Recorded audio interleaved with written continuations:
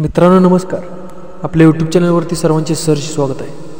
मित्रांनो, आज आपण सर्वांनी पाहिलेच की वीर नेताजी केसरी मैदानामध्ये बकासूर आणि सोन्या ह्या गाडीचा प्रथम क्रमांक आला. मित्रांनो, सुंदर अशी गाडी पळाली. खरोखर डोळ्याचं पारणं फिटलं. आणि मित्रांनो, सगळ्यांना वाटलं होतं की बकासूर आज एक नंबर करणार आणि त्याच प्रकारे बकासूरने आज एक नंबर केलं.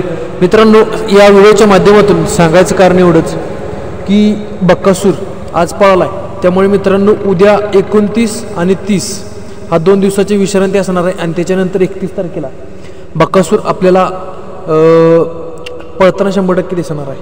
पण नक्की कोणत्या मैदानात? कारण 2 मैदान आहेत, एक ते आटपाडी आणि दुसरं छत्रपती संभाजीनगर.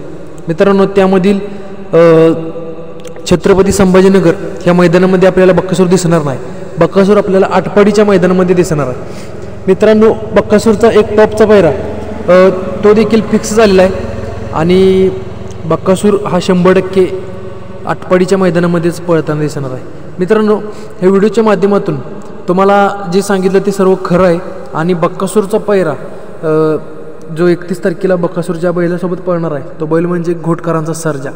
मित्रांनो, बऱ्याच दिवसातून हा जोड एकत्र येणार आहे. त्या दिवशी आला परंतु बिनजोडला आणि आत्ता येणार आहे तो घाटावरती. त्यामुळे मित्रांनो, सुंदर अशी गाडी पळणार आहे, त्यात काय विषय नाही. बघूया मित्रांनो काय होतं 31 तारखेला. आणि तुम्हाला ह्याबद्दल काय वाटतंय ते कमेंट करून नक्की सांगा. धन्यवाद.